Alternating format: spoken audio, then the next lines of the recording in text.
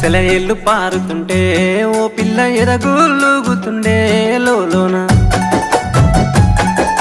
నదులన్నీ కలిసినట్టు పిల్లగా నవ్వెంత బాగున్నది నీలోన గాజుల సప్పులు గలుగల్లు మోగంగా గజ్జెల పట్టీలు గంతేసి ఆడంగా వరిగడ్డి మోపు ఎత్తి ఓ పిల్ల వయ్యారి నడుము పవే ఈ వేళ